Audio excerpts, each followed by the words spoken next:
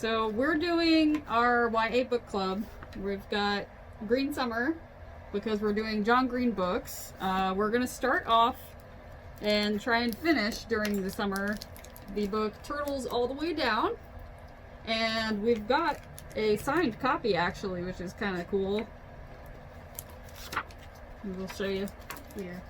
That is his actual signature. Woohoo! We're fancy. Yeah.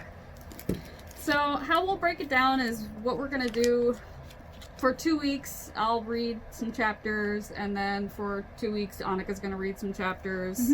We're gonna be doing it each Friday from 3 to 4, and we're gonna post a video to YouTube after, also for people who don't have Facebook accounts. So Facebook Live, you know, isn't the only way to access our book club.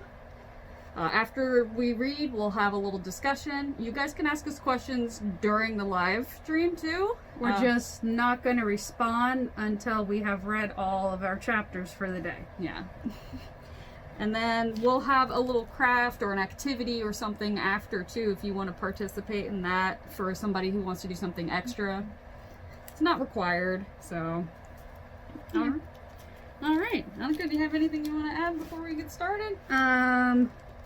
Did we talk about the themes? Oh, we do need to talk about the themes, yeah. So our themes for the Turtles All the Way Down book, they deal with identity, selfhood, mental illness, chaos versus order and control. Language and meaning, and then privilege, power, and wealth. So this is why we'd like to say we want YA to be mainly 13 to 18-year-olds, just so you're at the mental capacity to understand and handle the themes we'll be covering in this book club. Yeah, good deal. And since I'm going to be reading this time, I am going to remove my mask. I know we're not exactly social distanced over here, but we both had our COVID test. And so, yeah, we feel pretty comfortable. There's only 2 of us, so we're kind of excluded in our own little room. Yep. But I'm still going to keep on mine just for my mental safety. Just feels nicer to keep it on to me. Yes. And please pardon me if I have to take a break to drink every now and then. And I'm going to look a little weird drinking because I'm going under the mask. Alright, so we're gonna start. Turtles All the Way Down by John Green. Chapter 1. At the time I first realized I might be fictional, my weekdays were spent at a publicly funded institution on the north side of Indianapolis called White River High School, where I was required to eat lunch at a particular time, between 12:37 p.m. and 1:14 p.m., by forces so much larger than myself that I couldn't even begin to identify them. If those forces had given me a different lunch period, or if the table mates who helped author my fate had chosen a different topic of conversation that September day, I would have met a different end, or at least a different middle. But I was beginning to learn that your life is a story told about you, not one that you tell. Of course, you pretend to be the author. You have to, I think. I now choose to go to lunch, when that monotone beep rings on high from 12:37, but really, the bell decides. You think you're the painter, but you're the canvas. Hundreds of voices were shouting over one another in the cafeteria, so that the conversation became more sound, the rushing of a river over rocks. As I sat beneath the fluorescent cylinders spewing aggressively artificial light, I thought about how we all believed ourselves to be the hero of some personal epic, when in fact we were basically identical organisms colonizing a vast and windowless room that smelled of Lysol and lard. I was eating a peanut butter and honey sandwich and drinking a Dr. Pepper. To be honest, I find the whole process of masticating plants and animals and then shoving them down my esophagus kind of disgusting. So I was trying not to think about the fact that I was eating, which is a form of thinking about it. Across the table from me, Michael Turner was scribbling in a yellow notebook. Our lunch table was like a long-running play on Broadway. The cast changed over the years, but the roles never did. Michael was the artsy one. He was talking with Daisy Ramirez, who played the role of my best and most fearless friend since elementary school. But I couldn't follow their conversation over the noise of all the others. What was my part in this play? the sidekick. I was Daisy's friend or Mrs. Holmes's daughter. I was somebody's something. I felt my stomach begin to work on the sandwich, and even over everybody talking. I could hear it digesting, all the bacteria chewing the slime of the peanut butter, the students inside of me eating at my internal cafeteria. A shiver convulsed through me. "Didn't you go to camp with him?" Daisy asked me. "With who?" "Davis Pickett," she said. "Oh, yeah," I said. "Why?" "Aren't you listening?" Daisy asked. I am listening, I thought, to the cacophony of my digestive tract. Of course, I'd long known that I was playing host to a massive collection of parasitic organisms, but I didn't much like being reminded of it. By cell count, humans are approximately 50% microbial, meaning that about half the cells that make you up are not yours at all. There are something like 1,000 times more microbes living in my particular biome than there are human beings on Earth, and it often seems like I can feel them living and breeding and dying in and on me. I wiped my sweaty palms on my jeans and tried to control my breathing. Admittedly, I have some anxiety problems, but I would argue it isn't rational to be concerned about the fact that you are a skin-encased bacterial colony. Michael said, "His dad was about to be arrested for bribery or something, but the night before the raid, he disappeared. There's a $100,000 reward out for him." "And you know this kid," Daisy said. "Knew him," I answered.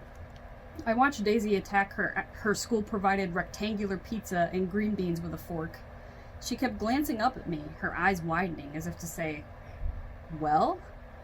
I could tell she wanted me to ask her about something, but I couldn't tell what, because my stomach wouldn't shut up, which was forcing me deep inside a worry that I'd somehow contracted a parasitic infection. I could half hear Michael telling Daisy about his new art project, in which he was using Photoshop to average the faces of 100 people named Michael, and the average of their faces would be this new 101st Michael, which was an interesting idea, and I wanted to listen, but the cafeteria was so loud, and I couldn't stop wondering whether there was something wrong with the microbial balance of power inside me. Excessive abdominal noise is uncommon, but not unprecedented, presenting symptoms of infection with the bacterial Clostridium difficile, which can be fatal. I pulled out my phone and searched human microbiome to reread Wikipedia's introduction to the trillions of microorganisms currently inside me. I clicked over to the article about C. diff, scrolling to the part about how most C. diff infections occur in hospitals. I scrolled down further to a list of symptoms, none of which I had, except for the excessive abdominal noises. Although I knew from previous searches that the Cleveland Clinic had reported the case of one person who died of C. diff after presenting at the hospital with only abdominal pain and fever. I reminded myself that I didn't have a fever. Myself replied, "You don't have a fever yet." As the cafeteria, where a shrinking slice of my consciousness still resided, Daisy was telling Michael that his averaging project shouldn't be about people named Michael, but about imprisoned men who'd later been exonerated. "It'll be easier anyway," she said, "because they all have mugshots taken from the same angle, and then it's not just about names, but about race and class and mass incarceration." And Michael was like, "Oh, you're a genius, Daisy." And she said, "You sound surprised." And meanwhile, I was thinking that if half the cells inside of you are not you, doesn't that challenge the whole notion of me as a singular pronoun? Let alone as the author of my fate. And I fell pretty far down that recursive wormhole until it transported me completely out of the White River High School cafeteria into some non-sensorial place only properly crazy people ever get to visit. Ever since I was little, I pressed my right thumbnail into the finger pad of my middle finger, and so now there's this weird callus over my fingerprint. After so many years of doing this, I can open up a crack in the skin really easily, so I cover it up with a Band-Aid to try and prevent infection. But sometimes I get worried that there already is an infection, so I need to drain it, and the only way to do that is to reopen the wound and press out any blood that will come. Once I start thinking about splitting the skin apart, I literally cannot not do it. I apologize for the double negative, but it's a real double negative of a situation. A bind from which negating the negation is the only true escape. So anyway, I started to want to feel my thumbnail biting into the skin of my finger pad, and I knew that resistance was more or less futile. So beneath the cafeteria table, I slipped the Band-Aid off my finger, dug my thumbnail into the callous skin until I felt the crack open. "Holmesy," Daisy said, I looked up at her. We're almost through lunch, and you haven't even mentioned my hair. She shook out her hair with so red they were pink highlights. Right, she dyed her hair. I swam up out of the depths and said, "It's bold." I know, right? It says, "Ladies and gentlemen, and also people who do not identify as ladies or gentlemen, Daisy Ramirez won't break her promises, but she will break your heart." Daisy's self-proclaimed life motto was, "Break hearts, not promises." She kept threatening to get it tattooed on her ankle when she turned 18. Daisy turned back to Michael, and I to my thoughts. The stomach grumbling had grown, if anything, louder. I felt like I might vomit.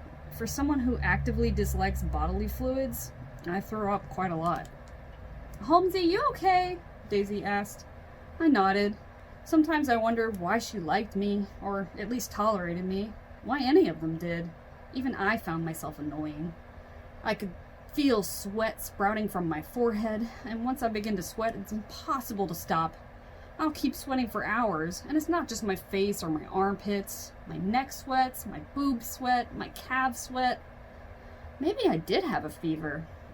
Beneath the table, I slid the old Band-Aid into my pocket, and without looking, pulled out a new one, unwrapped it, and then just glanced down to apply it to my finger. All the while, I was breathing in through my nose and out through my mouth in the manner advised by Dr. Karen Singh. Exhaling at a pace that would make a candle flicker but not go out. Imagine that candle, Asa, flickering from your breath, but still there, always there. So I tried that, but the thought spiral kept tightening anyway. I could hear Dr. Singh saying I shouldn't get out my phone, that I mustn't look up same questions over and over, but I got it out anyway and reread the Human Microbiota Wikipedia article. The thing about a spiral is, if you follow it inward, it never actually ends. It just keeps tightening, infinitely. I sealed up the Ziploc bag around the last quart of my sandwich, got up, and tossed it into an overfilled trash can. I heard a voice from behind me. "How concerned should I be that you haven't said more than 2 words in a row all day?" "Thought spiral," I mumbled in reply. Daisy had known me since we were 6. Long enough to get it. I figured. "Sorry, man. Let's hang out today." This girl, Molly, walked up to us smiling and said, Daisy, just FYI, your Kool-Aid dye job is staining your shirt." Daisy looked down at her shoulders, and indeed, her striped top had turned pink in spots. She flinched for a second, and then straightened her spine. "Yeah, it's part of the look, Molly. Stained shirts are huge in Paris right now." She turned away from Molly and said, "Right, so we'll go to your house and watch Star Wars Rebels." Daisy was really into Star Wars. And not just the movies, but also the books, and the animated shows, and the kids shows where they're all made out of Lego. Like, she wrote a fan fiction about Chewbacca's love life. "And we will improve your mood until you are able to say 3 or even 4 words in a row. Sound good?" "Sounds good. And then you can take me to work." "Sorry, but I need a ride." "Okay." I wanted to say more, but the thoughts kept coming, unbidden and unwanted. If I had been the author, I would have stopped thinking about my microbiome. I would have told Daisy how much I liked her idea for Michael's art project, and I would have told her that I did remember Davis Pickett, that I remembered being 11 and carrying a vague but constant fear. I would have told her that I remembered once at camp lying next to Davis on the edge of a dock, our legs dangling over, our backs against the rough-hewn planks of wood, staring together up at a cloudless summer sky. I would have told her that Davis and I never talked much, or even looked at each other, but it didn't matter, because we were looking at the same sky together, which is maybe more intimate than eye contact anyway. Anybody can look at you. It's quite rare to find someone who sees the same world you see. Chapter 2. Drink break.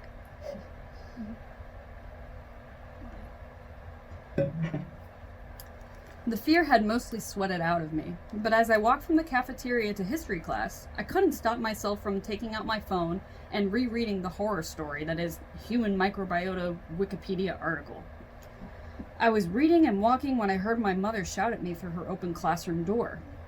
She was seated behind her metal desk, leaning over a book. Mom was a math teacher, but reading was her great love. "No phones in the hallway, Asa."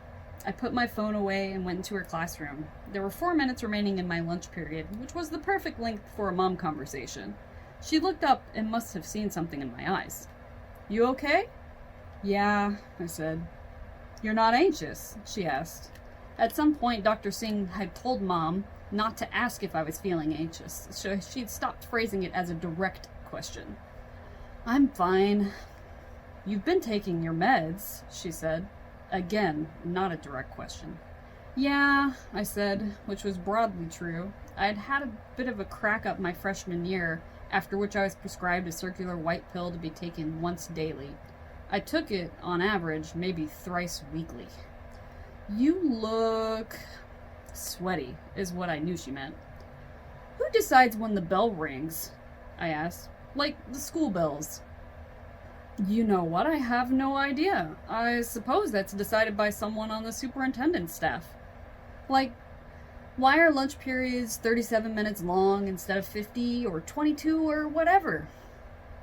Your brain seems like a very intense place, Mom answered. It's just weird how this is decided by someone I don't know and then I have to live by it. Like I live on someone else's schedule, and I've never even met them. Yes, well, in that respect and many others, American high schools do rather resemble prisons. My eyes widened. Oh my God, Mom, you're so right. The metal detectors, the cinder block walls. They're both overcrowded and underfunded, Mom said.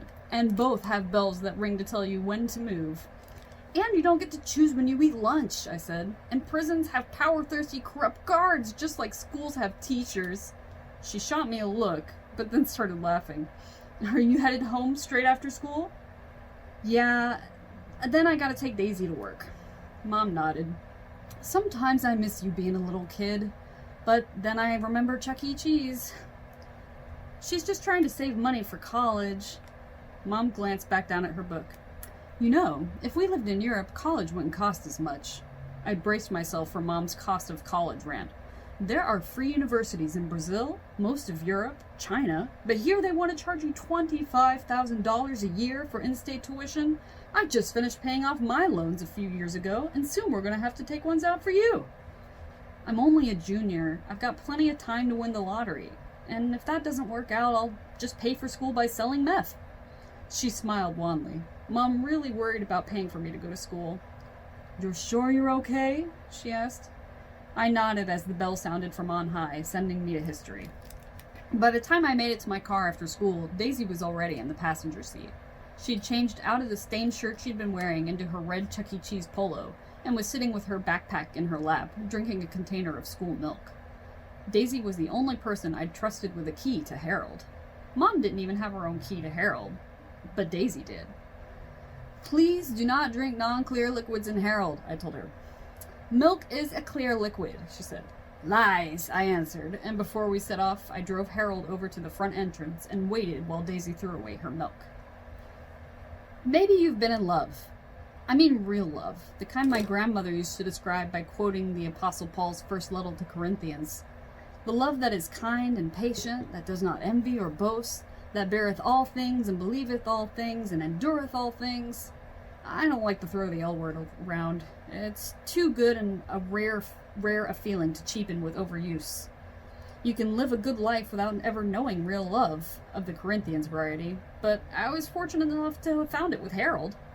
He was a 16-year-old Toyota Corolla with a paint color called Mystic Teal Mica, and an engine that clanked in a steady rhythm like the beating of his immaculate metallic heart. Harold had been my dad's car. In fact, Dad had named him Harold. Mom never sold him, so he stayed in the garage for 8 years, until my 16th birthday. Getting Harold's engine running after so long took all of the $400 I'd saved over the course of my life. Allowances, change fare to the way when Mom sent me down the street to buy something at the Circle K, summer work at Subway, Christmas gifts from my grandparents. So in a way, Harold was the culmination of my whole being, at least financially speaking, and I loved him. I dreamed about him quite a lot. He had an especially spacious trunk, a custom-installed huge white steering wheel, and a backseat bench clad in pebble beige leather. He accelerated with the gentle serenity of the Buddhist Zen master who knows nothing really needs to be done quickly, and his brakes whined like metal machine music. And I loved him.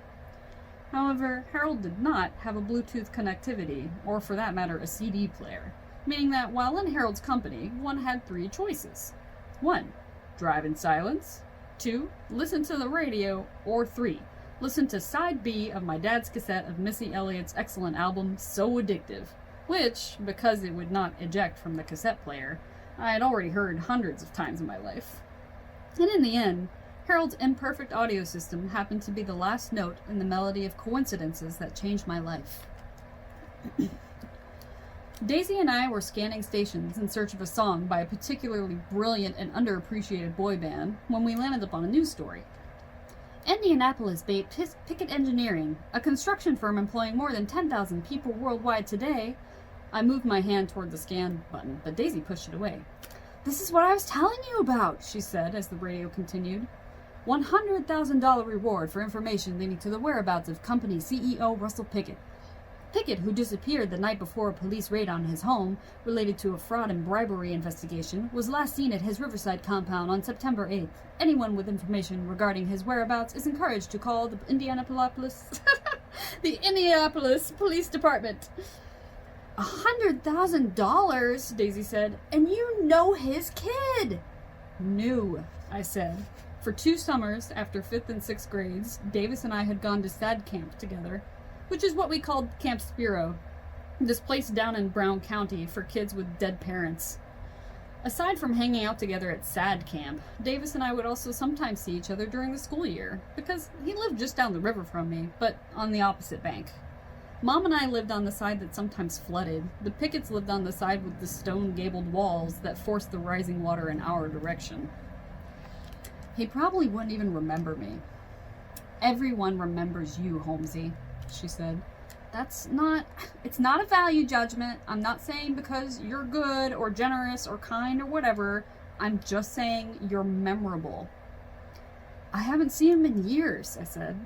"But of course, you don't forget playdates at a mansion that contains a golf course, a pool with an island, and 5 water slides. Davis was the closest thing to a proper celebrity I'd ever encountered." $100,000, Daisy said again. We pulled into the I-465, the beltway that circumscribes Indianapolis. "I'm fixing skee-ball machines for $8.40 an hour, and there's $100,000 waiting for us." I wouldn't say waiting for us. Anyway, I have to read about the effects of smallpox on indigenous populations tonight, so I can't really solve the case of the fugitive billionaire. I eased Harold up to a highway speed. I never drove him faster than the speed limit. I loved him too much. "Well, you know him better than I do, so to quote the infallible boys in the world's greatest pop group, 'You're the one,' which was a super cheesy song I was way too old to love, but loved nonetheless. I want to disagree with you, but that is such a great song. You're the one that I choose, the one I'll never lose. You're mine forever, my stars, my sky, my air. It's you." We laughed and I changed the radio station and thought it was over, but then Daisy started reading me an Indianapolis Star story from her phone. Russell Pickett, the controversial CEO and founder of Pickett Engineering, wasn't home when a search warrant was served by the Annapolis police Friday morning, and he hasn't been home since. Pickett's lawyer, Simon Morris, says he has no information about Pickett's whereabouts, and in a press conference today, Detective Dwight Allen said that no activity on Pickett's credit cards or bank accounts has been noted since the evening before the raid, blah, blah, blah, blah. Allen also asserted that aside from a camera at the front gate, there were no surveillance cameras on the property. A copy of police report obtained by the Star says that Pickett was last seen on Thursday evening by his sons Davis and Noah, blah, blah, blah, blah, estate just north of 38th Street, lots of lawsuits, supports the zoo, blah, blah, blah, blah. Call the police if you know anything, blah, blah, blah. Wait, how are there no security cameras? What kind of billionaire doesn't have security cameras? "The kind who doesn't want his shady business recorded," I said. As we drove, I kept turning the story over in my head. I knew some of the edge of it was jagged, but I couldn't figure out which one until I snagged a memory of an eerie green coyote with white eyes. Wait, there was a camera. Not a security one, but Davis and his brother had a motion capture camera in the woods by the river. It had like night vision, and it would snap a picture whenever something walked past, deers or coyotes or whatever. "Holmesy," she said, "we have a lead." "And because of the camera at the front gate, he couldn't have just driven off," I said. "So he either climbs over his own wall or else walks through the woods down to the river and leaves from there." right? Yes. So he could have tripped that camera. I mean, it's been a few years since I was there. Maybe it's gone. And maybe it's not, Daisy said. Yeah, maybe not. Exit here, she said suddenly, and I did. I knew it was the wrong exit, but I took it anyway. And without Daisy even telling me to, I got into the right lane to drive back into the city toward my house. Toward Davis's house. Daisy took out her phone and raised it to her ear. Hey Eric, it's Daisy. Listen, I'm really sorry, but I've got the stomach flu. It could be norovirus. Yeah, no problem. Sorry again. She hung up, put her phone in her bag, and said, if you even imply diarrhea, they tell you to stay home because they're so scared of outbreaks. Right, okay, we're doing this. You still got that canoe? Chapter 3.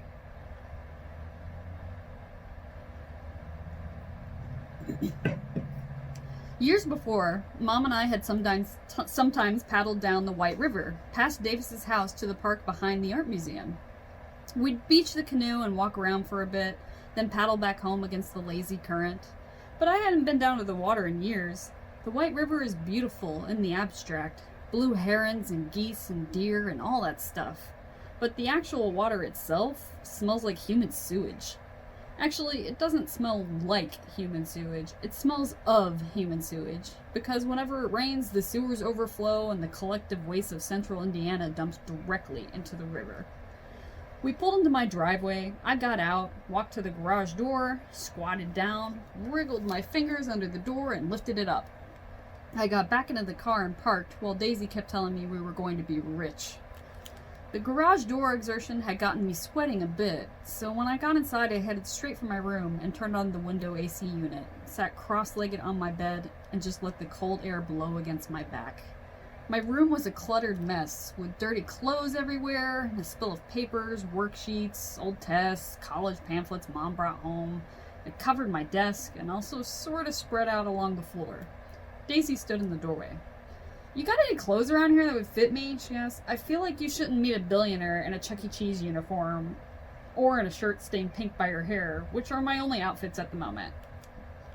Daisy was about my mom's size, so we decided to raid her closet. And as we tried to find the least momish top and jeans combo available, Daisy talked. She talked a lot.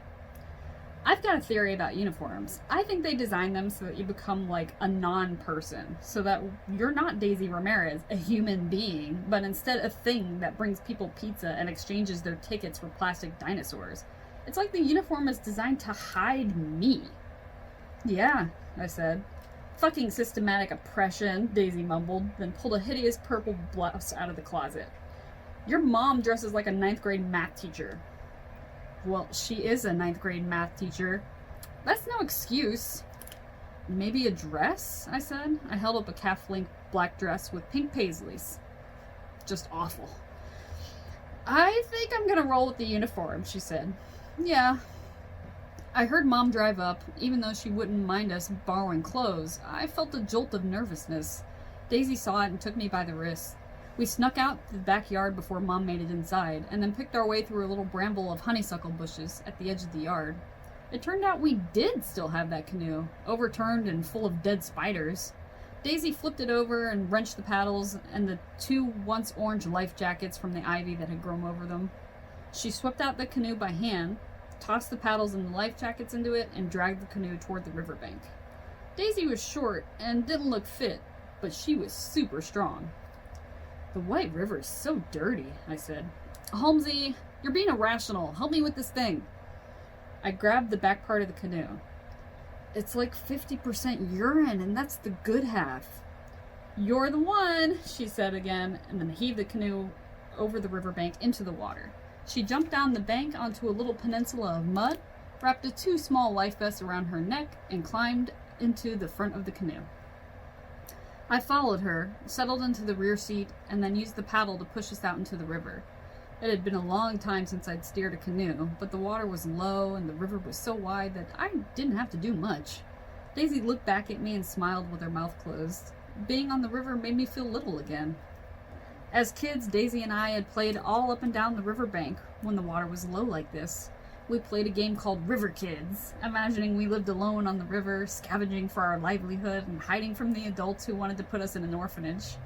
I remember Daisy throwing daddy long legs at me because she knew I hated them, and I'd scream and run away, flailing my arms, but not actually scared, because back then all emotions felt like play, like I was experimenting with feeling rather than stuck with it. True terror isn't being scared, it's not having a choice in the matter. You know, this river is the only reason Indianapolis even exists, Daisy said. She turned around in the canoe to face me. So, like, Indiana had just become a state, and they wanted to build a new city for the state capital, so everybody's debating where it should be. The obvious compromise is to put it in the middle. So these dudes are looking at a map of their new state, and they notice there's a river right here, smack in the center of the state, and they're like, boom, perfect place for our capital because it's 1819 or whatever, and you need water to be a really big city for shipping and stuff. So they announce, we're going to build a new city on a river, and we're going to be clever and call it Indianapolis. And it's only after they make the announcement that they notice the White River is like 6 inches deep, and you can't float a kayak down it, let alone a steamship. For a while, Indianapolis was the largest city in the world, not on a navigable waterway. How do you even know that? I asked. Oh, my dad's a big history nerd. Right then, her phone started ringing. Holy crap, I just conjured him. She held the phone up to her ear. Hey, Papa. Yeah, of course. No, he won't mind. Cool, yeah. I'll be home at 6. She slid her phone back into her pocket and turned around to me, squinting into the sunlight. He was asking if I could switch shifts to watch Elena because Mom got extra hours, and now I didn't have to lie about already not being at work, and now my dad thinks that I care about my sister. Holmesy, everything's working out. Our destiny is coming into focus. We're about to live the American dream, which is, of course, to benefit from someone else's misfortune. Misfortune? I laughed, and my laughter seemed freakishly loud as it echoed across the deserted river. On a half-submerged tree near the river's bank, a soft-shelled turtle noticed us and plopped into the water. The river was lousy with turtles. After the first bend in the river, we passed a shallow island made of millions of white pebbles. A blue heron stood perched on an old bleached tire, and when she saw us, she spread her wings and flew away, more pterodactyl than bird. The island forced us into a narrow channel on the east side of the river, and we floated underneath sycamore trees leaning out over the water in search of more sunlight. Most of the trees were covered in leaves, some streaked with pink in the first hints of autumn, but we passed under one dead tree, leafless but still standing, and I looked up through its branches, which intersected to fracture the cloudless blue sky into all kinds of irregular polygons. I still have my dad's phone. I keep it and a charging cord hidden in Harold's trunk next to the spare tire. A ton of the pictures on his phone were of leafless branches dividing up the sky, like the view I had as we floated under that sycamore. I always wondered what he saw in that split-apart sky.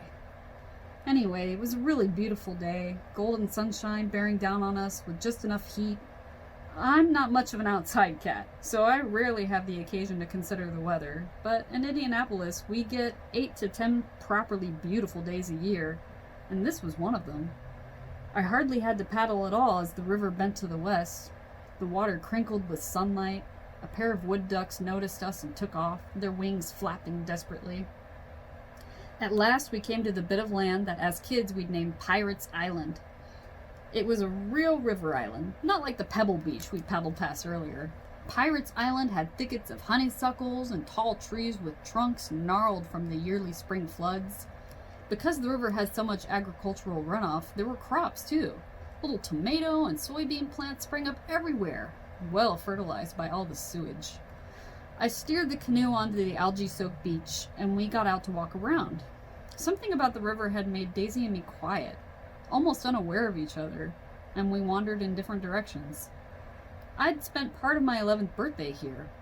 Mom had made a treasure map, and after cake at home, Daisy and Mom and I got into the canoe and paddled down to Pirates Island. We dug with spades at the base of a tree and found a little chest full of chocolate coins wrapped in gold foil. Davis had met us down there with his little brother Noah. I remember digging until my spade hit the plastic of the treasure chest and allowing myself to feel like it was real treasure, even though I knew it wasn't. I was so good at being a kid and just so terrible at being whatever I was now. I walked along the whole edge of the island until I found Daisy sitting on an uprooted, barkless tree that had beached here as some flood receded. I sat down next to her and looked into the little pool below our feet, where crawfish were darting around. The pool seemed to be shrinking. It had been a drier summer than usual, and hotter.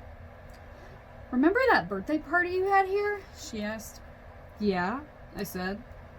At the party, Davis had briefly lost this Iron Man action figure that he always had with him. He'd had it for so long that all the decals had been rubbed away. It was just a red torso and yellow limbs. He'd really freaked out when he lost it. I remembered. But then my mom found it. "Are you okay, Holmesy?" "Yeah." "Can you say anything other than yeah?" "Yeah," I said, and I smiled a little. We sat for a while, and then stood up together without speaking, and waded through the knee-deep water until we got to the river's edge.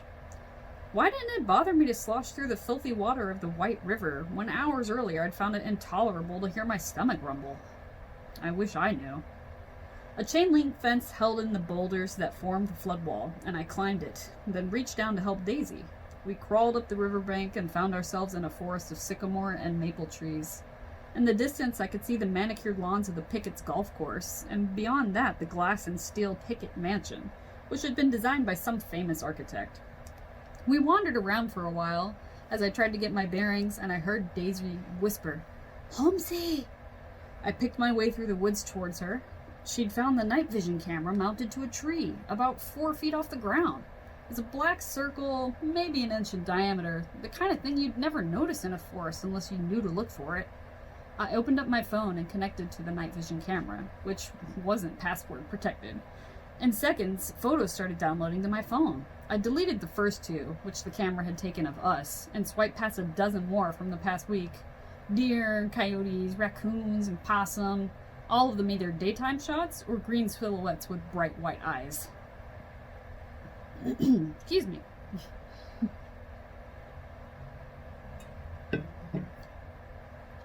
"I don't want to alarm you, but there's a golf cart headed in our vague direction," Daisy said quietly.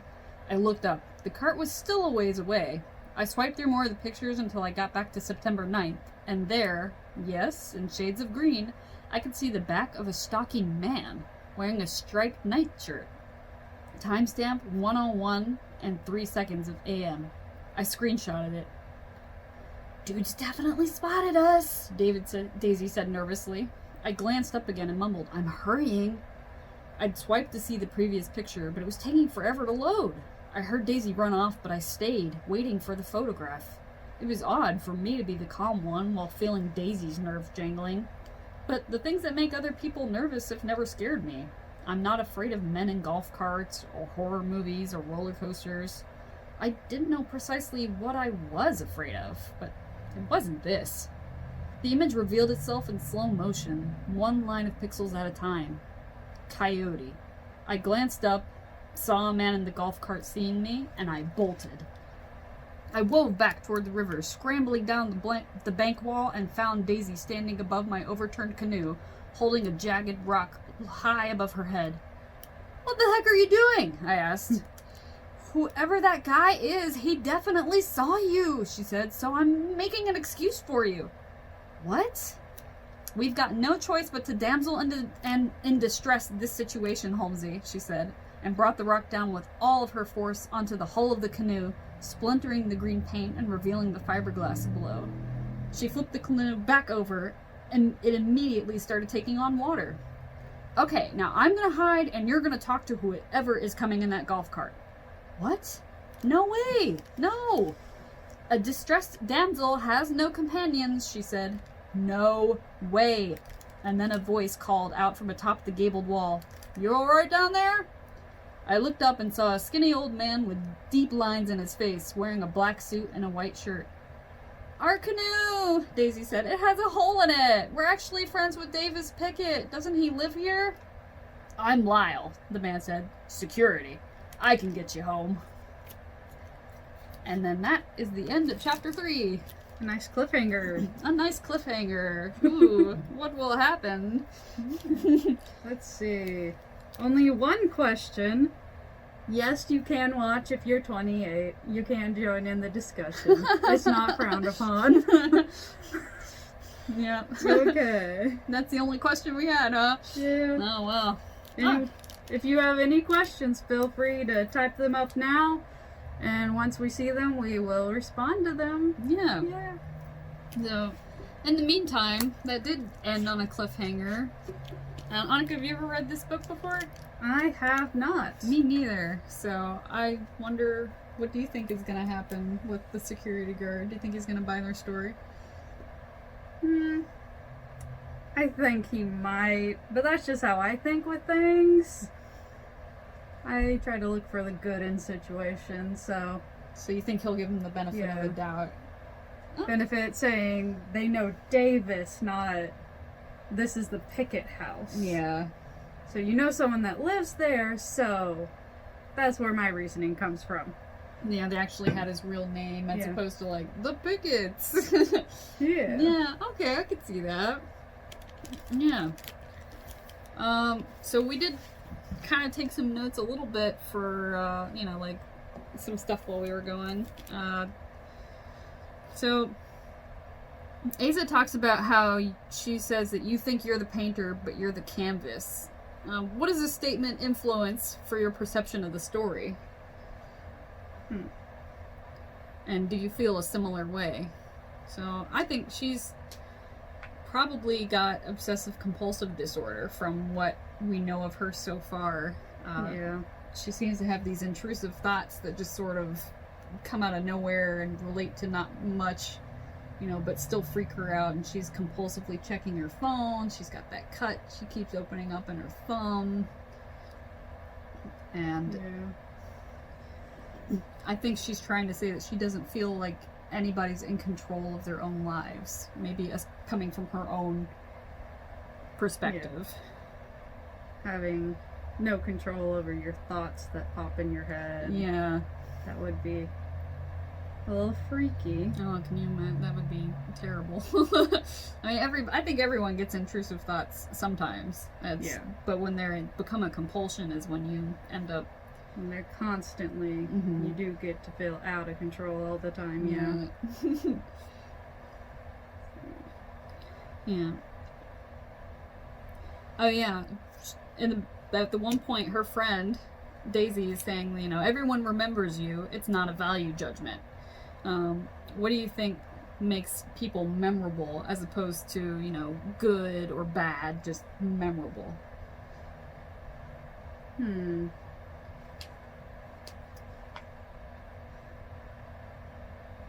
Maybe.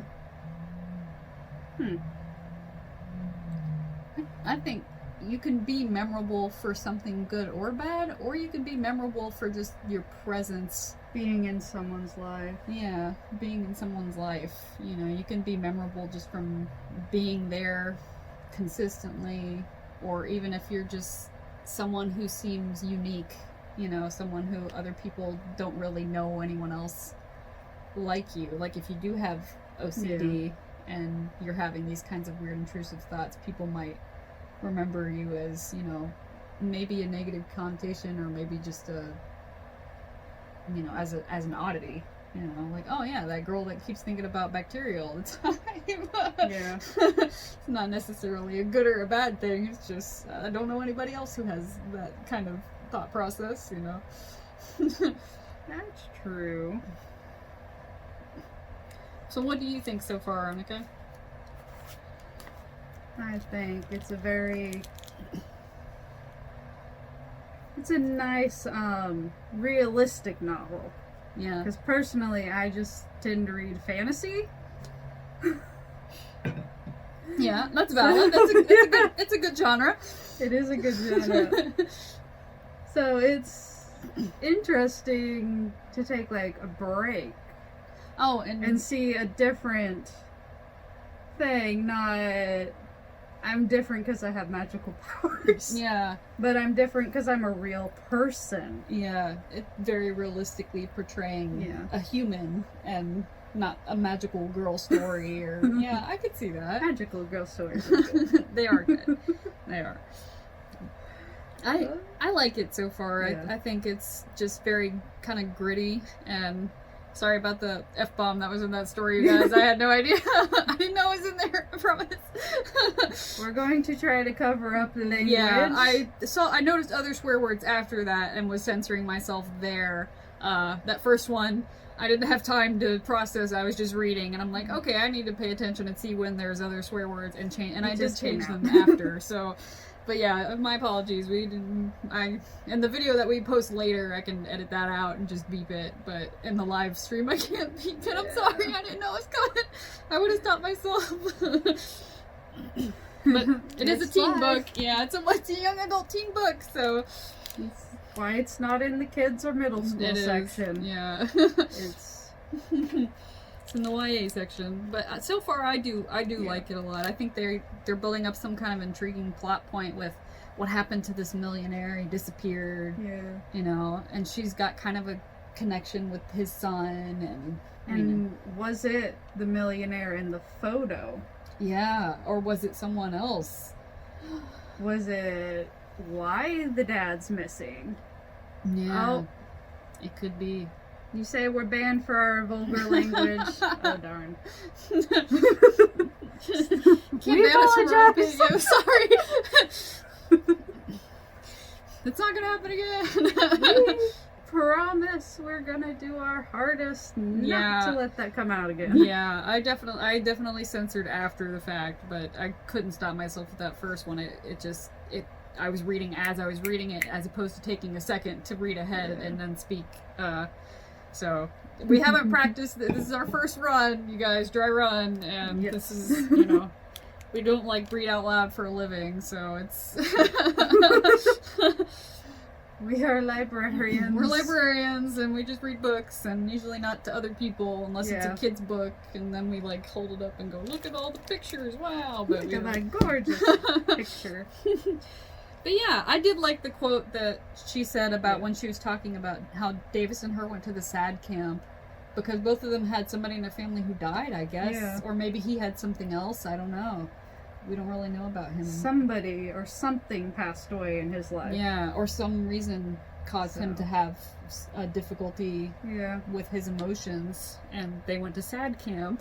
Which at this point it could have been maybe a pet, a grandparent that was important in his life, his mom, because we haven't heard about her. Yeah. Hopefully not his little brother. Yeah, the other kid, Noah. Yeah, because we haven't heard anything about where's Noah. So. Yeah. But I did like that she had the quote that she said, in response to him and her seeing the same sky, that it was quite rare to find someone who sees the same world you see. And I feel like that would resonate with a lot of people, because you see that something from someone's perspective and you're sharing that perspective. Yeah. And that is a rare thing to very find. Hard to see the same thing. Yeah. Like looking in the sky and looking at clouds. Well, I see a unicorn, but you see an axe murderer. Yeah. Oh wait, that's not a cloud? No. Run! No. Yeah, no, it is, it is, and it's like that with, the world that you perceive around you too. Some people, you can sympathize with someone, but it's a lot more to empathize with someone. So. Oh, good, a question. Let's see. If that's what the author has written, there isn't anything wrong with reading it that way, though some may cringe. This is why your audience is not young children. Well, thank you. Yeah. Looks like we got approved to say the bad words. Wonderful. What I've always wanted. No, not really. That's why this is for 13 to 18 it is and an age up. Disclaimer. 18 and up. So if you're 28, you can watch. Yeah. 13 and up. Also, we wanted to point out that we are doing some little activities that we brought up earlier. We're doing activities after the book club that you can choose to participate in, or you can ignore. It's fine either way. We'll be heartbroken. We're going to do the activities and show them to you. I'll be a little heartbroken if you don't do it. Just gonna say guilt you. Join us. Join us. But this week what we're going to do is we're going to do a drawing of bacteria, because she talks about the C. diff bacteria in her digestive tract, potentially. And we figured we'd link in our Facebook image of good and bad bacteria, like a little list, so that you can have a little learning segment to go along with your book club. And I kind of have a little picture here of them too. It's not exactly, you know, great and in focus or anything, but we'll link it on our Facebook and on our Twitter account, so that way you can take a look, and we'll show ours off. Yeah. Yeah, after we finish ours. You're going to be on your birthday next time. Next Friday is my birthday, so I'll give her my artwork to show you. Yay.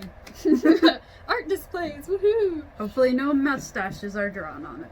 I mean, if you want to put a mustache on it, that's fine. You can put a mask on your bacteria, and you can make it... You can make it a superhero if you want. Yes. Make it your own. Yes. That's your bacteria. And if you happen to tune in later, if you're going to be on the feed that we post later, if you couldn't join us for Facebook and you want to ask us some questions, you can go ahead and, you know, send them our way. You can tweet at us or, you know, Facebook message us.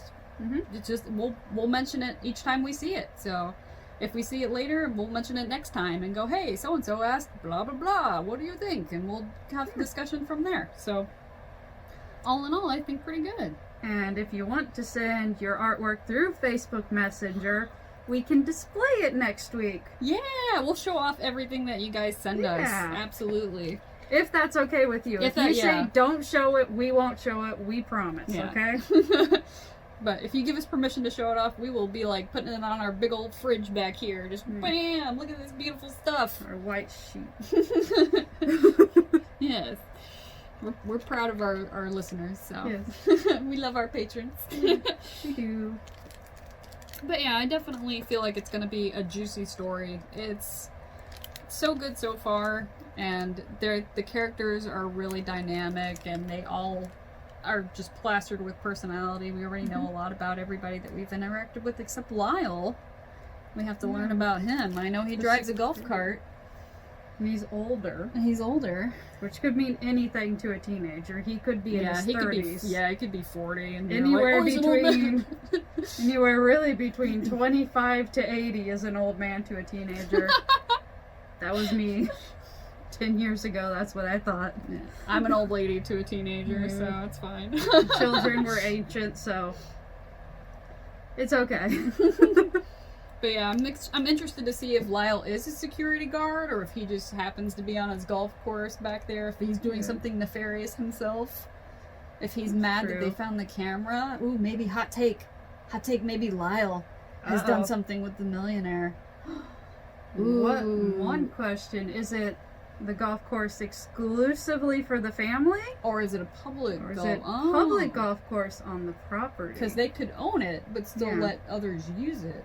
Oh, yeah. That's interesting. So he could just be a random dude. We don't know who this Lyle is. Yeah. He's not a crocodile, that's for sure. Maybe he is. Maybe this is a fantasy novel. I think it's turtle. It's turtles all the way, not crocodiles all the way down. Yeah. Darn it. He's a turtle. He's a turtle. We are all turtles. But yeah, so that I think is gonna be it. Can you think of anything that you'd like to say before we end, Annika? I cannot right now. Okay. So we will see you all next time. Same bat station. See.